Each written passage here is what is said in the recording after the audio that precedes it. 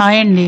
ముఖ్యంగా పూర్వకాలంలో అంటే సుమారు 50-60 సంవత్సరాల క్రితం మనకి కార్బోహైడ్రేట్ అంటే ఏంటి, ప్రోటీన్ అంటే ఏంటి, ఫైబర్ అంటే ఏంటి ఇలాంటివేవీ తెలియవు. మనకి దొరికే బియ్యంతోటే అన్నం వండుకొని కూరగాయలు చేసుకొని పప్పు తినేవాళ్ళం. కానీ రాను రాను ప్రజల ఆహారపు అలవాట్లు మారిపోయాయి. అందరూ ఆరోగ్యాన్ని ఎక్కువగా కోరుకుంటున్నారు. తర్వాత ఈ కార్బోని దూరం పెట్టి ఎక్కువ ప్రోటీను ఫైబరు ఉండేటువంటి ఆహార పదార్థాలు తినడానికి ప్రజలు ఇష్టపడుతున్నారు. ఆ రకంగా వాళ్ళ ఆరోగ్యాన్ని కాపాడుకుంటున్నారు. ఇప్పుడు ఫోటో చూడండి. ఇది ఒక లో క్యాలరీ ఫుడ్. అన్నంలో కంటే రోటీలో చాలా టేస్టీగా ఉంటుంది. ఆరోగ్య రీత్యా పాలకూర చాలా మంచిది. ఇక మష్రూమ్ కూడా అంతే. ఇప్పుడు ఈ రెండింటి కాంబినేషన్ తో ముఖ్యంగా రోటీలోకి కర్రీ ఎలా తయారు చేయాలో నేను చెప్తాను. ఒకసారి మీరు కూడా చేసుకుని దాని టేస్ట్ ఎలా ఉన్నది నాకు కామెంట్ ద్వారా తెలియచేయండి. ఇది మాకు అమెరికాలో దొరికే పాలకూర. దీన్ని సూపర్ మార్కెట్స్ నుంచి తెచ్చుకుంటాము. దీనిపైన బేబీ స్పినాచ్ అని రాసి ఉంటుంది. చాలా చక్కగా శుభ్రంగా ఉంటుంది, లేతగా కూడా ఉంటుంది, టేస్ట్ కూడా చాలా బాగుంటుంది. ఇక మష్రూమ్, ఇది కూడా అంతే. చాలా నీట్ గా ఆల్ సైజెస్ లో దొరుకుతాయి. ఇవి కొన్ని బ్రౌన్ కలర్ లో, కొన్ని వైట్ కలర్ లో, ఇలా 2 కలర్స్ లో అమెరికాలో ఈ మష్రూమ్ మనకి దొరుకుతాయి. ఇలా ఈ కర్రీలో ముఖ్యమైనటువంటి 2 ఇంగ్రీడియంట్స్ ఈ రకంగా మేము తెచ్చుకుంటాము. ఈ రెండిటితో ఈ కర్రీ చేసి చూపెడతాను.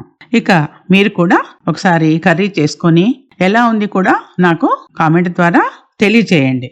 ఇక ఈ మష్రూమ్ పాలకి కావలసిన పదార్థాలు చెప్తాను చూడండి. పాలకూర మష్రూమ్ కర్రీకి కావలసిన పదార్థాలు: 2 స్పూన్ల ఆయిల్, సన్నగా తరిగిన ఉల్లిపాయ ముక్కలు కొద్దిగా, ఇంగువ చిటికెడు, 1 స్పూన్ అల్లం వెల్లిపాయ ముద్ద, 15 నిలువుగా కట్ చేసిన పచ్చిమిరపకాయలు, కొద్దిగా కరివేపాకు, కొంచెం పసుపు, మష్రూమ్ ముక్కలు, రుచికి సరిపడా ఉప్పు, పాలకూర.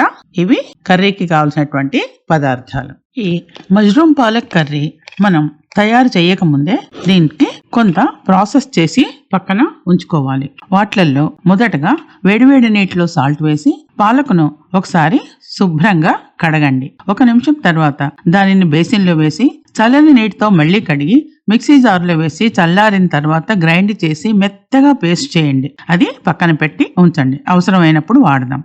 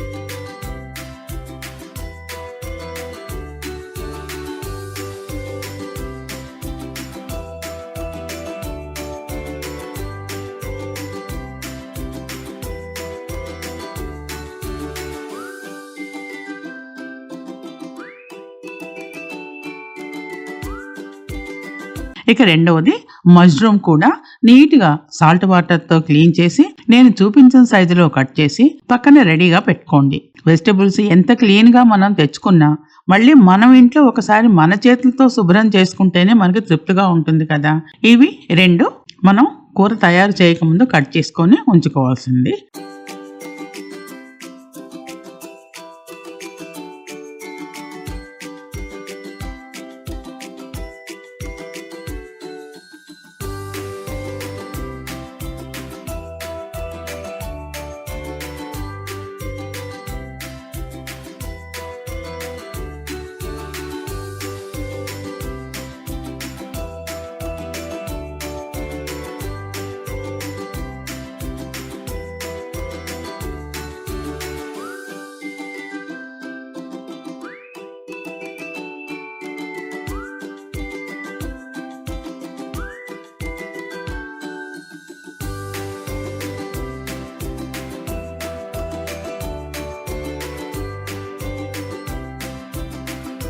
ఇక మష్రూమ్ పాలక్ కర్రీ తయారు చేద్దాం. ముందుగా స్టవ్ ఆన్ చేసి బాండీలో 2 స్పూన్ల ఆయిల్ వేయండి. పోపు దినుసులు, మినపప్పు, ఆవాలు, జీలకర్ర కొద్దిగా ఎక్కువగానే వేయాలి. కారం ఎక్కువ కావాలి అనుకున్న వాళ్ళు 1-2 ఎండుమిరపకాయలు కూడా 2 ముక్కలుగా చేసుకొని వేసుకోవచ్చు. కానీ నేను వెయ్యలేదు. ఇది కమ్మగా తింటేనే బాగుంటుంది. ఇప్పుడు పోపు దినుసులు వేగిన తర్వాత సన్నగా తరిగిన ఉల్లిపాయలు వేసి వేయించి కొద్దిగా ఇంగువ, 1 స్పూన్ అల్లం వెల్లిపాయ పేస్టు, 15 నిలువుగా కట్ చేసిన పచ్చిమిరపకాయలు, కొద్దిగా తుంపినటువంటి కరివేపాకు వేసి మూత పెట్టండి. ఇవన్నీ ఒకదాని తర్వాత ఒకటి వేసుకుంటూ వెళ్ళాలి. కొద్దిగా పసుపు వేసి మళ్ళీ మూత పెట్టి సన్నటి సెగ మీద 2 మినిట్స్ ఉంచి మళ్ళీ మూత తీసి కట్ చేసిన మష్రూమ్ ముక్కలు వేసి కలపండి.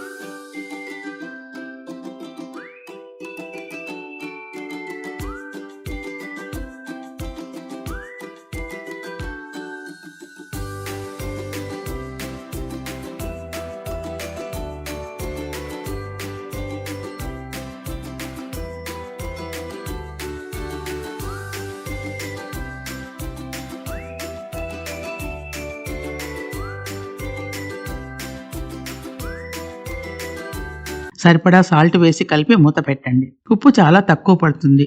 ఉప్పు మాత్రం ఎక్కువ వేయవద్దు. మధ్య మధ్యలో కూర కలుపుతూనే ఉండాలి. మూత తీసి కలుపుతూనే ఉండండి. మష్రూమ్ నుంచి వాటర్ చాలా వస్తుంది. మధ్యలో ఒక గుంటలాగా చేసి మంట పెంచి నీరు ఎగిరిపోని ఇచ్చేలా కలపండి. నీరు మొత్తం ఎగిరిపోవాలి, లేకపోతే కర్రీ మరీ పల్చగా అయిపోతుంది. చాలా వరకు నీరు తగ్గిపోయింది చూసారా? మళ్ళీ ఒకసారి మూత పెట్టండి. లాస్ట్ లో గ్రైండ్ చేసిన పాలకూర వేసి బాగా కలిపి ఒక 5-10 నిమిషాల వరకు మూత పెట్టి ఉడికించి స్టవ్ ఆఫ్ చేయండి. కావలసిన వారు లాస్ట్ లో ఒక చెక్క నిమ్మకాయ కూడా పిండుకోవచ్చు. అంతే, ఎంతో గ్రీనిష్ గా టేస్టీగా ఉండే పాలక్ మష్రూమ్ కర్రీ రెడీ.